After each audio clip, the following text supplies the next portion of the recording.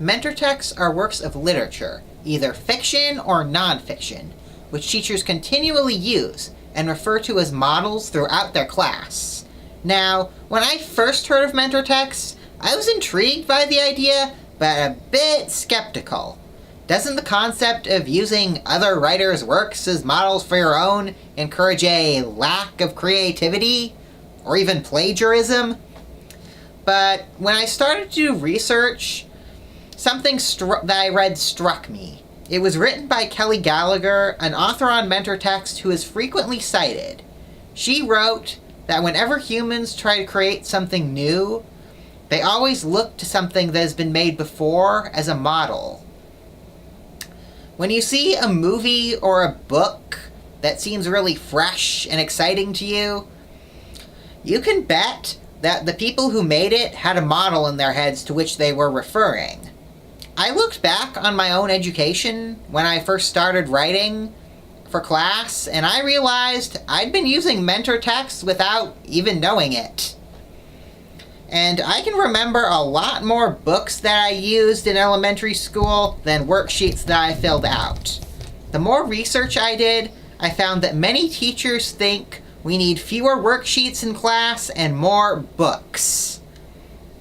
And mentor texts, I found, are not about mindlessly copying something or just filling in the blanks. They're really about literary analysis. They can be used to teach that to children at a very young age. For example, teachers can use specific sentences as examples of literary devices, such as alliteration and repetition. They should discuss with their students why the authors use those devices and how they affect our perception of the texts. They can also be used to teach about structure, and not just the structure of one genre of writing. Mentor texts can be used to teach about analyzing stories, articles, even poetry. Teachers can discuss with their class how everything starts with one central idea. Articles begin with a central thesis, and stories begin by introducing a central conflict. Throughout reports, they build more and more arguments in favor of the author's conclusion.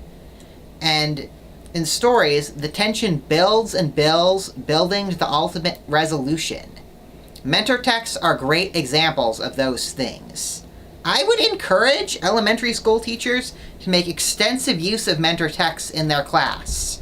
Students are going to look for some model when they write, and even if the teachers don't provide them.